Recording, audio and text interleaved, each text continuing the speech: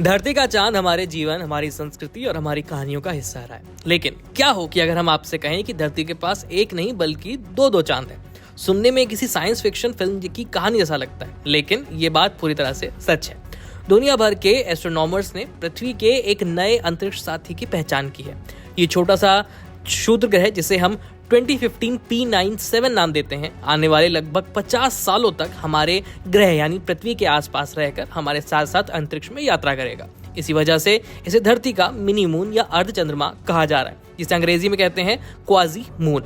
क्यों कहा जा रहा है इसे मिनी मून? दरअसल 2025 PN7 कोई असली चांद नहीं, बल्कि ये एक क्वाजी मून है। ऐसा खगोलीय पिंड जो पृथ्वी की तरह ही सूर्य के चारों ओर घूमता रहता है और उसकी कक्षा पृथ्वी की कक्षा से इतनी मिलती जुलती है कि हमें ये कभी आगे कभी पीछे चलता हुआ दिखाई देता है। यही वजह है कि ऐसा भ्रम होता है कि ये पृथ्वी की परिक्रमा कर रहा है, जबकि इसकी असली यात्रा तो सूर्य के इर्द गिर्द होती है।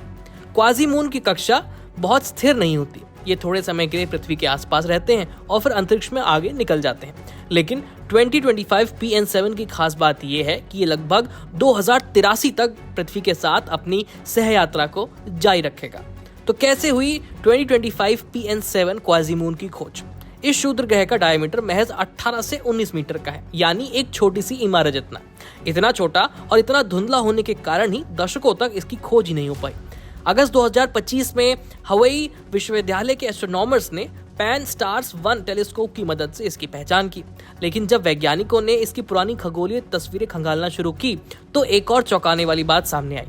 ये छोटा सा पिंड 1957 से ही पृथ्वी के आसपास दिखाई दे रहा है, यानी ये पिछले लगभग 60 सालों से अंतरिक्ष में पृथ्वी के साथ तालमेल बना करके चल रहा है।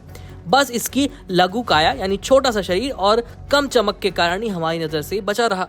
अंतर्राष्ट्रीय खगोलीय संघ यानी IAU ने 29 अगस्त को इसके बारे में बहुत बड़ा सर्कुलर जारी किया।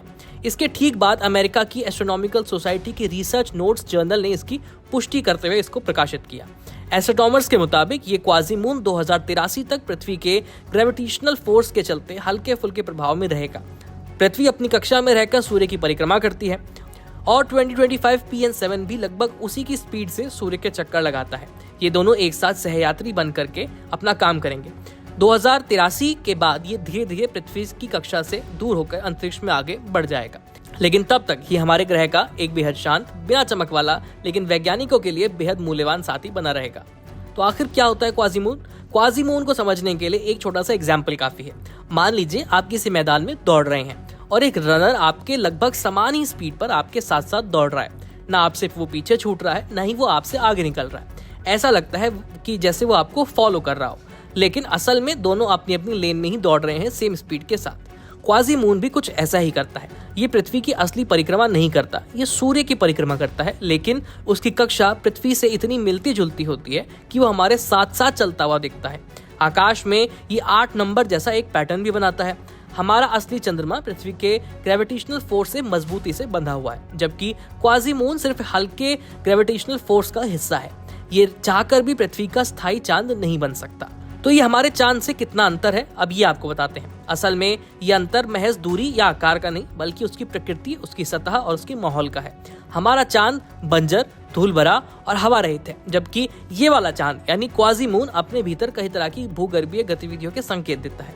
यहाँ बर्फ की परत हो सकती है, सतह पर केमिकल बदलाव देखने को मिल सकते हैं। कुछ जगहों पर तापमान भी हमारे चांद की तुलना में कम या ज्यादा हो सकता है।